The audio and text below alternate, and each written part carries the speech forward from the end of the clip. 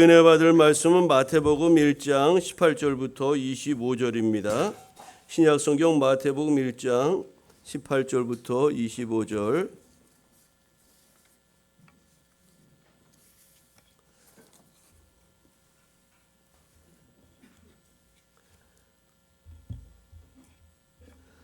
제가 말씀을 봉독하겠습니다. 예수 그리스도의 나심은 이러하니라. 그의 어머니 마리아가 요셉과 약혼하고 동거하기 전에 성령으로 잉태된 것이 나타났더니 그의 남편 요셉은 의로운 사람이라. 그를 드러내지 아니하고 가만히 끊고자 하여 이 일을 생각할 때에 주의 사자가 현명하여 이르되 다윗의 자손 요셉아, 네 아내 마리아 데려오기를 무서워하지 말라. 그에게 잉태된 자는 성령으로 된 것이라. 아들을 낳으리니 이름을 예수라 하라. 이는 그가 자기 백성을 그들의 죄에서 구원할 자이심이라 하니라.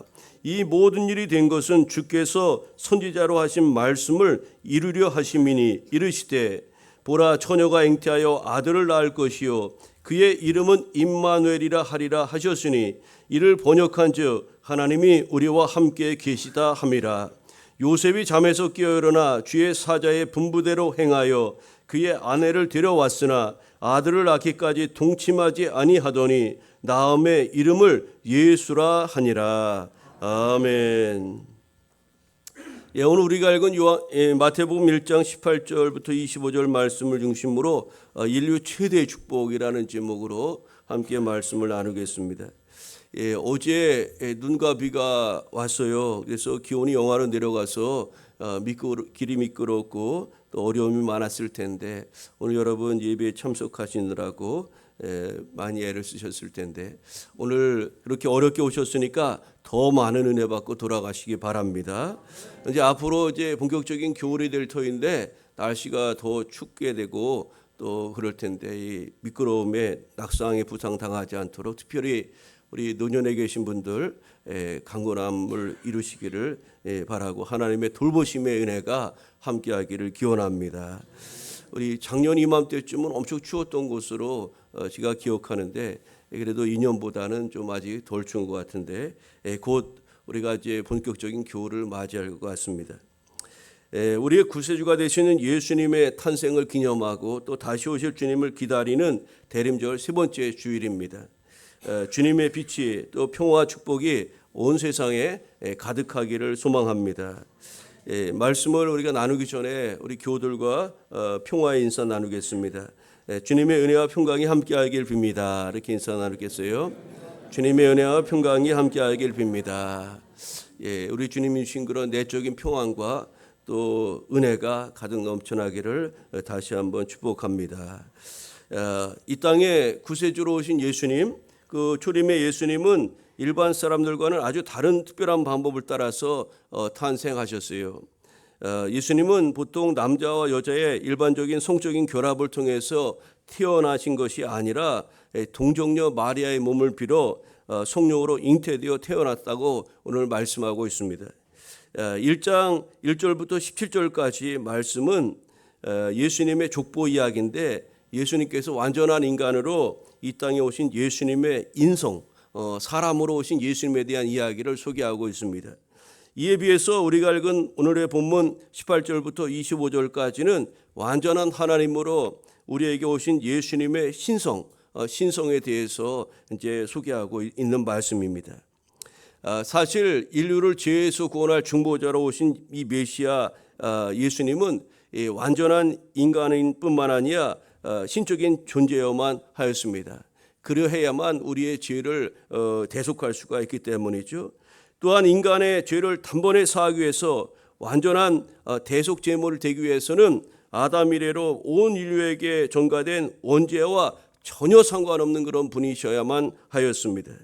참으로 예수님께서는 이처럼 인성과 또 완전한 신성을 동시에 지니셨기에 인류가 당하는 모든 죄와 또 고통을 치유하셨을 뿐만 아니라 또 우리 인생의 모든 문제를 능히 해결하실 수 있는 그런 능력의 하나님으로 우리 가운데 오신 것입니다. 여러분, 하나님께서 우리를 주의 도구로 주님의 일꾼으로 사용하시고자 하실 때 전혀 예상하지 않았던 때에 예상하지 못한 방법으로 부르실 때가 있어요. 어떤 한 사건을 통해서 주님이 우리를 부르시는 일들이 있다는 겁니다. 저도 공학을 했습니다. 일반대 공학을 해서 일반 회사에 다니다가 늦게 40세에 신대원에 들어가서 신학을 하게 되었는데, 공학도가 되어서 인류 발전에 기여하고자 유학을 떠나고 공부를 많이 했던 어떤 사람이 신학을 하고 목회자가 되는 일들이 많이 있습니다. 또 잘 나가던 큰 사업체를 운영하다가 갑자기 하나님의 부르심을 받고 오지의 선교사가 되는 일들도 있습니다. 오늘 본문의 요셉과 마리아도 완전히 엄청난 일들을 그들이 경험하게 되죠. 소위 경천동지할 일이 그들의 생애 앞에 펼쳐졌던 겁니다. 손남손녀로서 그들이 결혼해서 소박한 가정을 이루고 또 알콩달콩 자녀를 낳아서 행복한 삶을 꿈꾸었는데, 전혀 예상치도 못한 엄청난 일이 그들의 인생 앞에 이렇게 다가오게 된 것입니다. 여러분, 사람의 잠언에 보니까 사람이 그 자기의 길을 계획할지라도 그 걸음을 인도하시는 분이 하나님이시라고 말씀하셨는데, 사람의 길은 내가 세운 계획을 따라서 이루어지는 것이 아니라 또 작정한 대로 되는 것만이 아니라 때로는 하나님의 간섭과 개입으로 완전히 새로운 그런 길로 우리가 나아가는 때가 분명히 있다는 겁니다. 그렇다면 하나님께서 쓰시고자 예상치 못한 방법으로 우리를 부르실 때 우리는 그 부르심 앞에 어떻게 반응해야 하겠습니까? 마리아는 이 엄청난 사건 앞에서 이렇게 말합니다. 누가복음에 보면 이 마리아의 모습이 자세하게 나와 있는데, 주의 뜻대로 이루어지이다.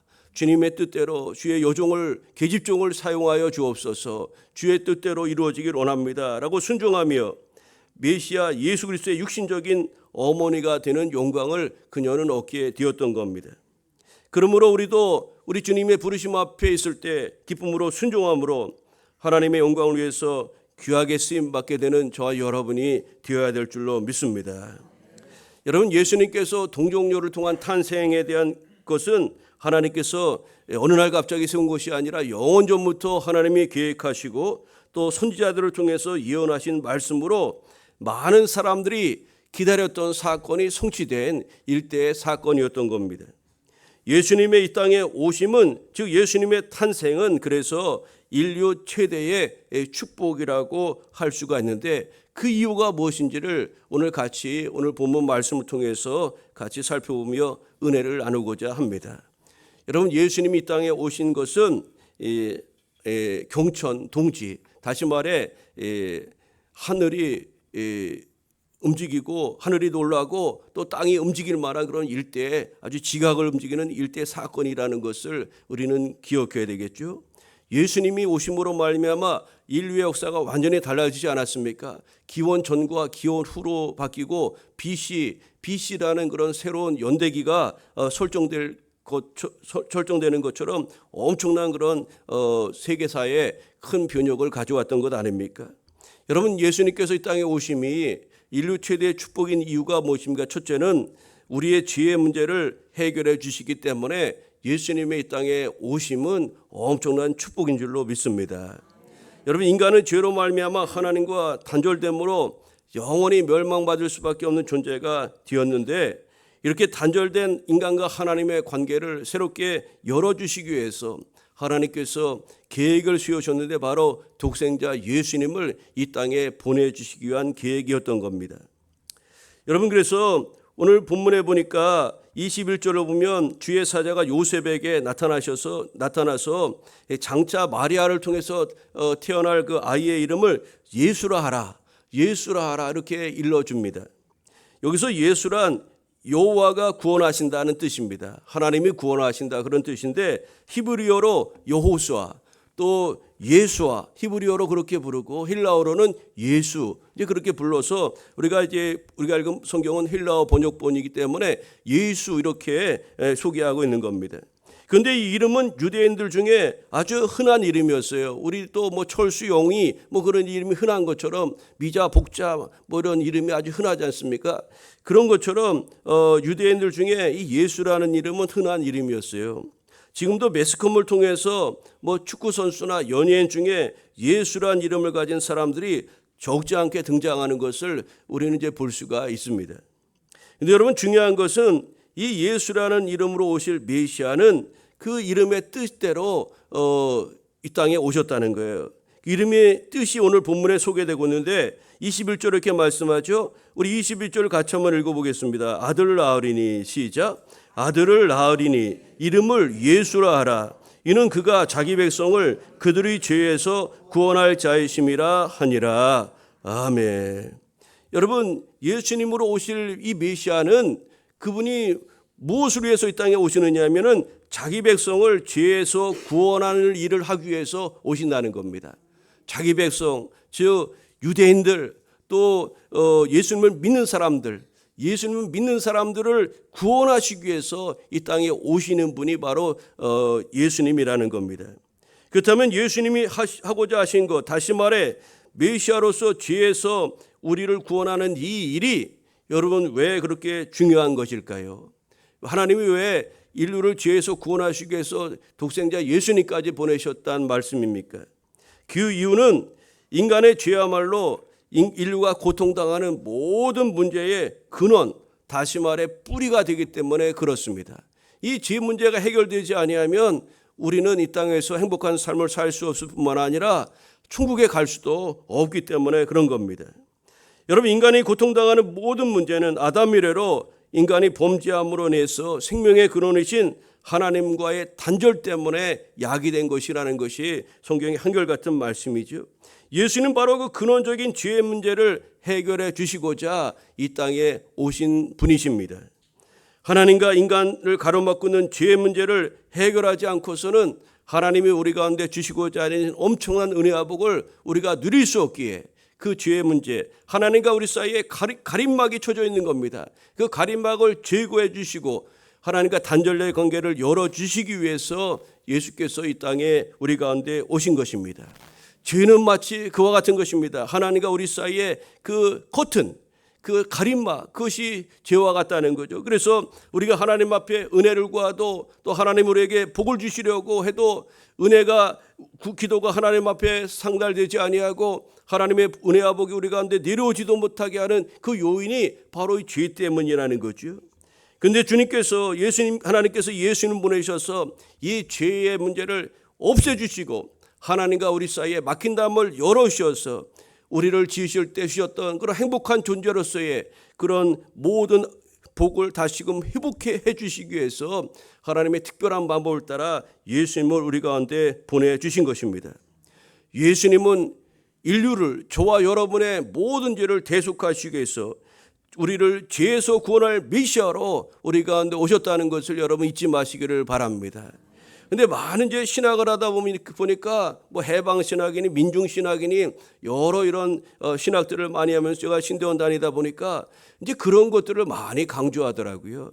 물론 우리가 신앙 안에서 믿음 안에서 그와 같은 것들도 분명히 이루어지는 것이지만 여러분, 예수님은 가장 본질적으로 우리 가운데 오신 목적은 다른 부차적인 목적으로 오신 것이 아니라 인류를, 저와 여러분을 죄와 사망으로부터 건져주실 분으로 죄와 사망에서 우리를 구원해 주실 메시아로 오셨다는 것을 여러분 잊지 마시기를 바랍니다. 예수님은 우리 죄의 문제를 해결해 주시기 위해 오신 하나님이라는 것을 여러분 꼭 믿으시기 바랍니다. 이것이 기독교 신앙의 아주 핵심이요 가장 중요한 것이라고 할 수가 있습니다. 요한복음 14장 6절에 내가 곧 길이요 진리요 생명이니 나로 말미암지 않고는 아버지께로 올 자가 없느니라고 주께서 말씀하셨습니다. 예수님을 통하지 않고 예수님을 믿지 않고 하나님께로 나아갈 방법이 없다고 그렇게 성경은 말씀하고 있는 겁니다.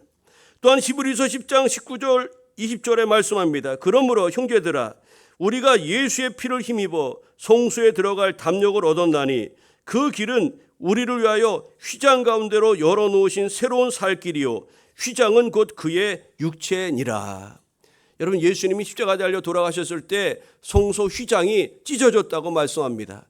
그러니까 그 예수님이 몸으로 살과 피를 쏟으시면서 죽으시면서 우리에게 하나님께로 나아가는 그런 살길, 새로운 살길을 그렇게 예수께서 피로 그렇게 열어주신 것입니다. 예수님은 그 누구도 해결할 수 없는 죄의 문제를 해결하러 이 땅에 오신 하나님이시라는 것을 여러분 믿고 그래서 예수님 모심은 저와 여러분에게 뿐만 아니라 인류 최대의 축복이라는 사실을 여러분 다시 한번 기억하시기를 바랍니다.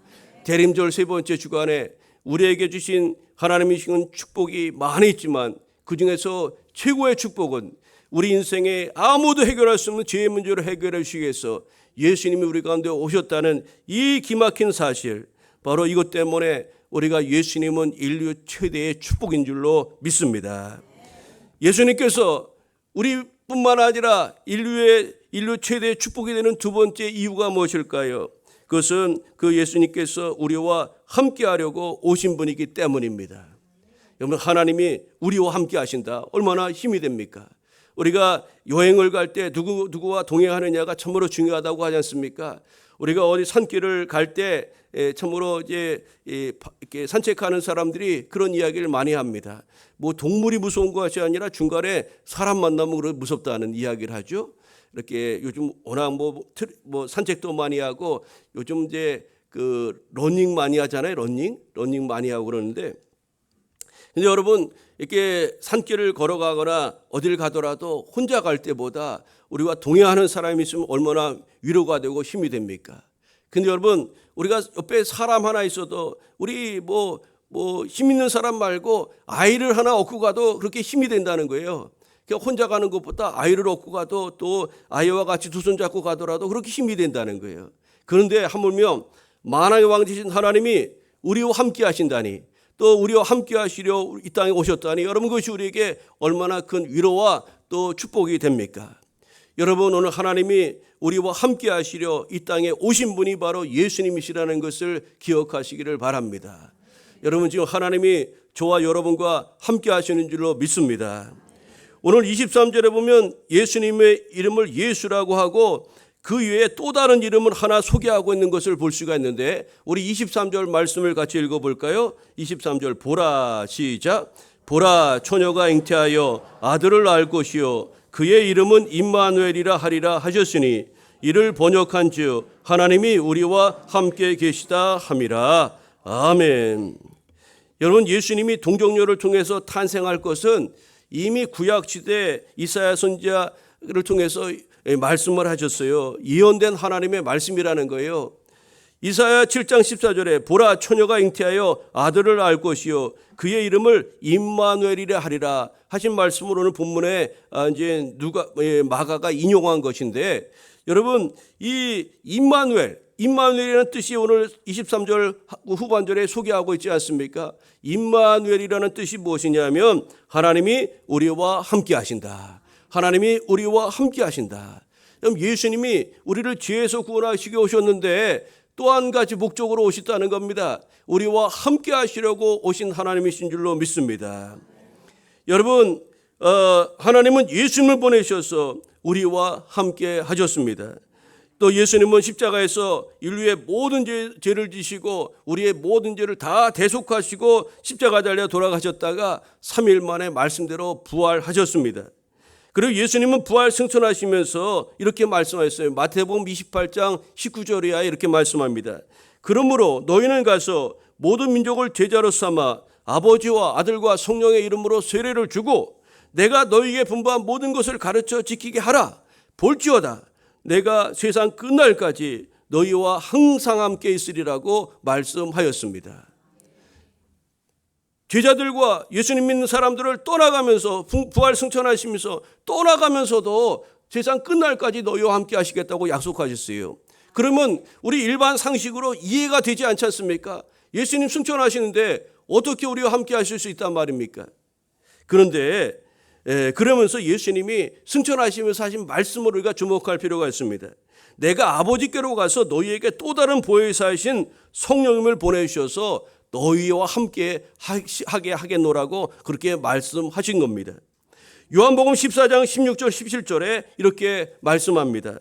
내가 아버지께 구하겠으니 그가 또 다른 보혜사를 너희에게 주사 영원토록 너희와 함께 있게 하리니 그는 진리의 영이라. 세상이 능히 그를 받지 못하나니 이는 그를 보지도 못하고 알지도 못함이라. 그러나 너희는 그를 아나니 그는 너희와 함께 거하시며 또 너희 속에 계시겠음이라. 아멘. 여러분, 우리 주님께서 승천하시면서 너희에게 또 다른 보혜사를 보내실 텐데 그분이 바로 누구라고요? 성령님이시라는 거예요. 진리의 영이신 성령님이라고 말씀하고 있는데 그 성령이 너희는 그를 안다. 예수님을 믿는 사람들을, 예수님을 영접한 사람들은 성령님이 누구신지를 알게 되고 그 성령님이 우리와 함께 하시고 그 성령님은 지금도 우리 안에 너희 속에 계시겠음이라고 그렇게 말씀하고 있는 겁니다. 오늘 여러분이 예수님을 주로 영접한 여러분에게 여러분 안에 예수님이 지금도 함께 하신 성령님으로 함께 하시는 줄로 믿습니다. 여러분 그렇습니다. 하나님은 지금도 성령으로 우리와 함께 하시는 임마누엘의 하나님이심을 여러분 믿으시고 나는 하나님이 함께 하시는 사람이라 여러분 이 믿음이 있으면 우리가 이 세상에서 얼마나 당당한 그리스도로 살아갈 수가 있겠습니까? 여러분 그래서 믿는다는 것은 하찮은 것이 아닙니다. 우리가 그리스도인이 되었다는 것은 엄청난 사건임을 잊지 마시길 바랍니다. 내 안에 하나님이 계신 겁니다. 그 하나님이 나와 함께 하시는 겁니다. 그러니 여러분 세상이 아무리 힘들고 어렵더라도 우리는 그 하나님을 의지하면 능히 승리할 수 있는 것 아니겠습니까? 작은 아이 손잡아도 두렵지 않은데 만왕의 왕 되시고 창조주여 우주의 왕 되신 그 하나님이 우리와 함께 하시고 우리와 함께 한다고 약속하신 그 하나님이 성령으로 우리 안에서 지금도 함께 하시는데 여러분 무엇 때문에 두려워하십니까? 질병 때문에 걱정하십니까? 재정 때문에 걱정하십니까? 자녀들 때문에 걱정하십니까? 여러분과 함께 하시는 하나님을 신뢰하시기를 바랍니다. 그리고 그 하나님 앞에 우리 인생의 문제를 맡기시며 나아가시기를 바랍니다. 하나님은 우리와 함께 계시는 임마누엘의 하나님 되시기 위해서 기꺼이 자기를 비워 종의 형체를 가지고 이 땅에 오신 분이십니다. 예수님은 그런 분이신데 빌립보서 2장 6절 8절에 이렇게 말씀합니다. 그는 근본 하나님의 본체시나 하나님과 같은 분이시라는 거죠. 하나님과 동등됨을 취할 것을 여기지 아니하시고 오히려 자기를 비워 종의 형체를 가지사 사람들과 같이 되었고 사람의 모양으로 나타나사 자기를 낮추시고 죽기까지 복종하셨으니 그 십자가에 죽으심이라. 우리 주 예수께서 하나님과 같은 분이셨지만 인간의 몸을 입고 우리를 구원하시고 또 우리에게 은혜와 복 주시려고 이 땅에 오신 하나님이시라고 말씀하고 있는 겁니다. 하나님은 이사야 선지자를 통해서 이스라엘 백성들에게 이렇게 말씀하셨습니다. 이사야 41장 10절에 두려워하지 말라 내가 너와 함께함이라 놀라지 말라 나는 네 하나님이 됨이라 내가 너를 굳세게 하리라 참으로 너를 도와주리라 참으로 나의 의로운 오른손으로 너를 붙들리라고 약속하셨습니다. 두려워하지 말라 내가 너와 함께하리라. 임마누엘 너와 하나님이 우리 함께 하시도다. 우리와 함께 하신 하나님이 그렇게 말씀하시는 겁니다. 우리와 함께 하시면서 두려워하지 말라고 놀라지 말라고 굳세게 하고 너를 붙잡아 주리고 도와줄 것이라고 우리 하나님이 약속하고 있음을 여러분 잊지 마시기를 바랍니다. 하나님께서 의로운 오른손으로 자녀된 저와 여러분을 우리와 함께 하시며 우리를 붙잡아 주신다고 약속하고 있음을 믿으시고 여러분 임마누엘로 우리와 함께 하시러 오신 예수님이기 때문에 그 예수님은 인류 최대의 축복인 줄로 믿습니다. 우리와 함께 하신 하나님을 믿고 의지함으로 두려워하지 말고 당당하게 믿음으로 나아가는 교회 여러분 되시기 바랍니다. 놀라지도 말고 염려하지도 말고 굳세고 담대하게 하나님의 자녀로 살아가는 복된 성도 여러분 되시기를 축복합니다. 마지막으로 예수님이 우리 가운데 계신 예수님이 인류 최대의 축복은 이유가 무엇입니까? 그 예수님은 다시금 우리를 구원하여 하나님 품으로 인도하러 오실 하나님이시기 때문에 그렇습니다.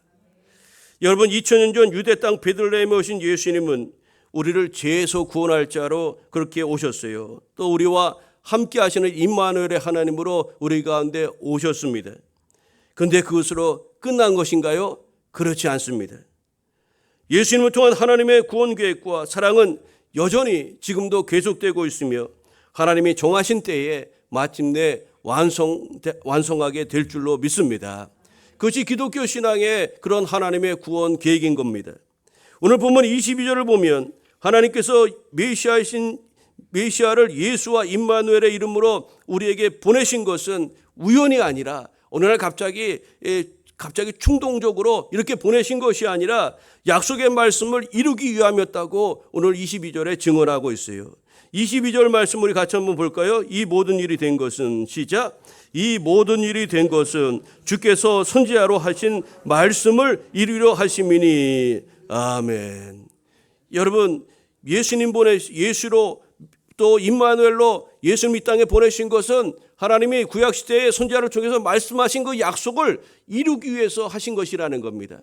그럼 구약의 말씀이 이렇게 이루어졌다면 또 너희가 본 그대로 다시 오리라는 그 지금 승천하시면서 우리에게 주셨던 신약의 약속의 말씀들은 또 동일하게 완전하게 성취될 줄로 믿습니다. 예수님이 동정녀 마리아를 통해 성령으로 잉태되어 태어난 이 기이한 일이 사실 우연히 이루어진 것이 아니라 이미 하나님께서 말씀하신 것이 현실로 나타난 것이라는 말씀이 22절 그 말씀인 겁니다. 여러분, 하나님께서는 무슨 일을 하시든지 선지자들과 말씀을 통해서 미리 우리에게 알려주시고 행하신다는 것을 알 수가 있어요. 내가 나의 계획을 나의 종 아브라함에게 숨기겠느냐? 아브라함에게도 가르쳐 주셨고요. 또 수많은 선지자들에게 하나님께서 어떤 계획을 어떤 일을 행하실 때 그 선지자를 통해서 그렇게 알려주신 겁니다. 저와 여러분에게도 하나님이 알려주셨다는 것을 아십니까?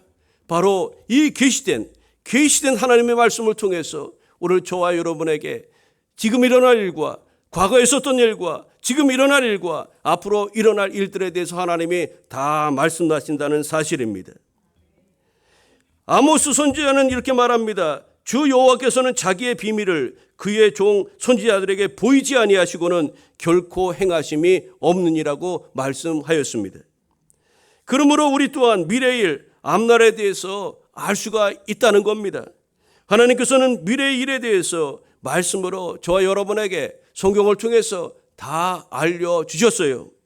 바로 선지자들과 사도들을 통하여 기록하게 하신, 성령의 감동으로 기록되게 하신 하나님의 말씀 성경을 통해서 우리에게 하나님의 구원 계획을 다 일러주셨다는 사실입니다.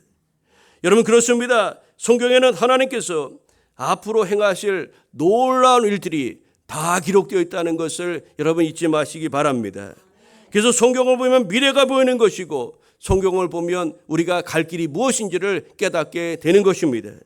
특별히 마태복음 24장, 25장, 마가복음 13장, 누가복음 23장, 그리고 요한계시록 4장부터 22장을 통해서 마지막 날에 우리 주님 오시기 직전에 우리가 주님을 어떻게 맞이할 준비하며 살아가야 될 것인지에 대해서 자세하게 알려주고 있다는 것을 우리는 기억해야 하겠습니다. 성경을 통해서 주님이 다시 오실 것이라고 분명하게 약속하셨습니다. 하나님의 약속은 반드시 이루어질 줄로 믿습니다. 재림의 주님으로 구원의 완성을 위해서 반드시 우리 주님은 다시 오실 것입니다. 선악간에 심판을 하시고 예수 그리스도를 영접하여 하나님의 자녀가 된 모든 백성들을 구원하여 주님과 영원히 왕노릇하게 하실 것이라고 약속하셨기에 그 약속을 이루시기 위해서 부활 승천하신 예수님께서 다시금 하나님의 때에 다시금 이 땅에 재림의 주로 오실 줄 믿습니다. 요한은 요한계시록 1장 4절을 통해서 예수님을 이렇게 소개합니다. 이제도 계시고 전에도 계셨고 장차 오시리. 예수님을 이렇게 소개합니다. 이제도 계셨고 전에도 계셨고 장차 오시리. 과거에도 현재에도 미래에도 계신 예수님이라고 그렇게 고백하고 있는 겁니다. 그렇습니다. 예수님은 창세전부터 하나님과 함께 계셨던 하나님이십니다. 우리를 구원하시기 위해서 예수와 임마누엘로 오셔서 지금도 우리와 함께 하시는 하나님이신 줄 믿습니다. 또한 약속대로 다시 오실 하나님이시라는 것을 여러분 꼭 잊지 말고 그 믿음에 거하시기를 바랍니다. 우리를 아버지 하나님 품으로 인도하시기 위해서 다시 오실 예수님은 인류를 위한, 저와 여러분을 위한 최대의 축복이 아닐 수가 없는 겁니다. 그 예수님 오심으로 하나님의 구원 계획은 완성되고 새하늘과 새 땅에서 하나님의 자녀로서의 그런 기쁨과 행복을 누리게 될 줄로 믿습니다. 대림절 세 번째 주일에 우리에게 오신 그리고 다시 오실 사랑과 축복의 하나님을 기쁨과 감사로 맞이하며 이번 한 주간도 임마누엘로 우리와 함께 하신 하나님을 힘입고 승리의 삶 살아가는 교회 여러분 되시기를 우리 주님의 이름으로 축원합니다. 기도하겠습니다. 사랑의 하나님 감사합니다. 예수로 우리의 구원자로 오신 주님을 찬양합니다. 임마누엘 우리와 함께하러 오신 주님을 찬양합니다. 지금도 임마누엘로 성령 안에서 우리와 함께하시는 하나님께 감사와 찬양을 드립니다. 하나님이 나와 함께하시고 내 안에 계심에도 불구하고 그것을 알지 못하여 두려워 떨고 살아가는 우리를 긍휼히 여겨 주옵시고 내 옆에 내 안에 하나님 계시도다 그 믿음 가지고 담대하게 승리를 선포하며 살아가게 하옵소서. 그리고 주님은 다시금 재림의 주님으로 오셔서 우리를 영원한 하나님 초소로 인도하시며 아버지 구원의 축복으로 인도하실 줄 믿습니다. 그 다시 오실 예수님 맞이할 준비하며 이 시대를 살아가는 주의 거룩한 성도 우리 모두가 되게 하여 주옵소서. 감사드리오며 예수님의 이름으로 기도하옵나이다. 아멘.